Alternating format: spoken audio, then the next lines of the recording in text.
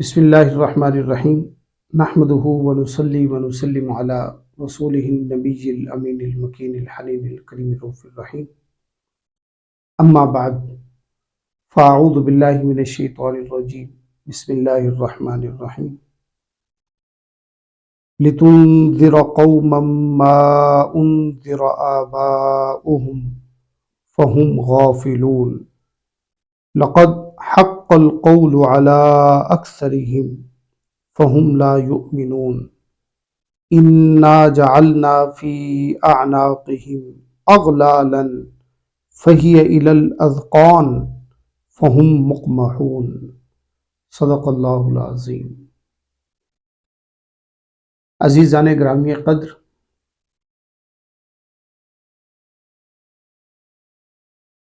سورہ یاسین کے آج دوسرے سبق کے ساتھ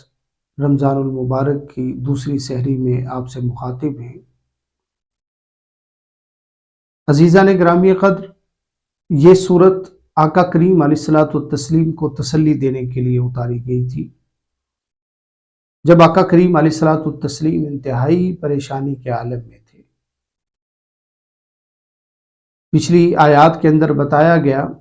کہ اے حبیب مکرم، قرآن پاک کی قسم ہے کہ آپ اللہ کے رسول ہیں۔ آج کی آیات میں یہ بتایا گیا ہے کہ لِتُنذِرَ قَوْمًا مَا أُنذِرَ آبَاؤُهُمْ، اے حبیب مکرم علیہ الصلوۃ والتسلیم، ہر نبی کا کوئی نہ کوئی وظیفہ ہوتا ہے جو اس نے ادا کرنا ہوتا ہے، کوئی نہ کوئی کام ہے ہر نبی کا جو اس نے ادا کرنا ہوتا ہے، اس کی ذمہ داری ہوتی ہے، وہ اس نے پوری کرنی ہوتی ہے۔ تو اے حبیب مکرم، لِتُنذِرَ قَوْمًا مَا أُنذِرَ آبَاؤُهُمْ فَهُمْ غَافِلُونَ، اے حبیب مکرم علیہ الصلوۃ والتسلیم، آپ کو مالک لایزل نے اس لیے اس قوم کے پاس بھیجا ہے تاکہ آپ ان کو ڈرائیں۔ ما انذر آباؤہم، اس قوم کو ڈرائیں کہ جن کے والدین کو کوئی ڈرانے والا نہیں آیا تھا۔ اب یہ والدین کا تذکرہ کس وجہ سے کیا؟ ایک زمانہ فطرت گزرا ہے، حضرت عیسیٰ علیہ السلام سے لے کر نبی اکرم اقدس اطہر صلی اللہ علیہ وسلم کے درمیان میں یہ تقریباً 500 سال کا عرصہ ہے۔ اس 500 سال کے عرصہ میں کوئی نبی نہیں آیا، تو یہ پیارے آقا کریم علیہ الصلوۃ والتسلیم کو بتایا گیا کہ لِتُنذِرَ قَوْمًا مَا أُنذِرَ آبَاؤُهُمْ، اے حبیب مکرم، آپ اس قوم کو ڈرانے کے لیے بھیجے گئے ہیں، اس قوم کو تعلیم کرنے کے لیے بھیجے گئے ہیں، اس قوم کو سکھانے کے لیے بھیجے گئے ہیں، اس قوم کو ایجوکیٹ کرنے کے لیے بھیجے گئے ہیں کہ جن کے آباء و اجداد میں سے 500 سال تک کوئی درمیان میں سمجھانے والا نہیں آیا تھا، کوئی دین کی بات بتانے والا نہیں آیا تھا، کوئی دین کی بات سمجھانے والا نہیں آیا تھا، کوئی رب ذوالجلال کی معرفت دینے والا نہیں آیا تھا، کوئی لوگوں کو اللہ کے ساتھ جوڑنے والا نہیں آیا تھا۔ اے حبیب مکرم علیہ الصلوۃ والتسلیم، آپ کی ذمہ داری ہے کہ اس قوم عرب کو آپ قرآن پاک کی بات سمجھائیں، اللہ کی معرفت کی بات سمجھائیں، اللہ کے دین کی بات سمجھائیں، اللہ کی منشا سمجھائیں، اللہ کی ذات کے بارے میں بتائیں۔ فَهُمْ غَافِلُونَ، ان کے والدین بھی غفلت کے اندر تھے اور یہ بھی غفلت کے اندر ہیں۔ اے حبیب مکرم علیہ الصلوۃ والتسلیم، آپ کا کام یہ ہے کہ ان کو غفلت کے اندھیروں میں سے نکال کر نور حق سے آشنا کر دیں، ان کو غفلت کی تاریکیوں میں سے نکال کر اللہ کی معرفت کے نور کی طرف لے آئیں، ان کو غفلتوں میں سے نکال کر اللہ رب العزت کی وحدانیت کی طرف لے آئے۔ اے حبیب مکرم، یہ آپ کا بنیادی وظیفہ ہے، اور کس لیے ہے کہ لقد حق القول علی اکثرہم، اور بات یہ ہے کہ اے حبیب مکرم علیہ الصلوۃ والتسلیم، آپ پریشان نہ ہوں، یہ ان سب کے سب نے سمجھ لیا ہے، یہ سب کے سب جانتے ہیں، یہ سب کے سب اس بات سے باخبر ہیں کہ لقد حق القول، کہ یہ بات سچ ان کے دل کے اندر بیٹھ گئی ہے، علی اکثرہم، ان میں سے اکثر کے دماغوں کے اندر یہ بات بیٹھ گئی ہے کہ آپ اللہ کے سچے رسول ہیں۔ ابو جہل بھی کہا کرتا تھا، ابو جہل کے بھی یہی الفاظ تھے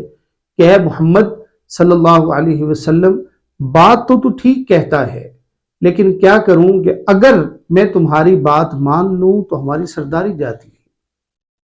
فرمایا کہ لقد حق القول علی اکثرہم، ان میں سے اکثر لوگ اس بات سے باخبر ہیں کہ پیارے حبیب مکرم آپ کی زبان اطہر سے جو الفاظ نکلتے ہیں وہ حق ہیں، آپ جو بات کرتے ہیں وہ حق ہیں، جو تعلیم دیتے ہیں وہ حق ہے، جو ان کو سکھاتے ہیں وہ حق ہے، جو ان تک معرفت کی بات پہنچاتے ہیں وہ حق ہے، یہ اس بات کو سمجھتے ہیں، لیکن فہم لا یؤمنون، یہ ایسے ظالم ہیں کہ سمجھنے کے باوجود یہ ایمان نہیں لاتے، یہ ایمان نہیں لا رہے، یہ آپ کو تکلیف دے رہے ہیں۔ تو فرمایا کہ اے حبیب مکرم، یہ دنیا کتنی ہے، اس دنیا میں یہ کتنا رہ لیں گے، یہ دنیا عارضی ہے، بالآخر ان لوگوں نے پلٹ کے ہمارے پاس آنا ہے۔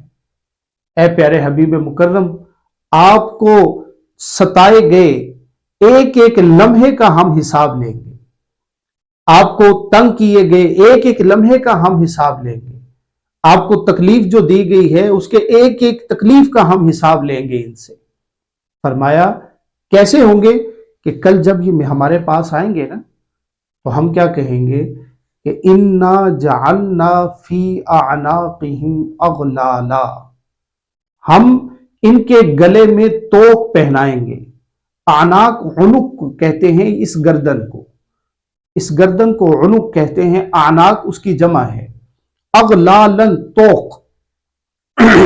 کہ انا جعلنا فی اعناقہم اغلالا،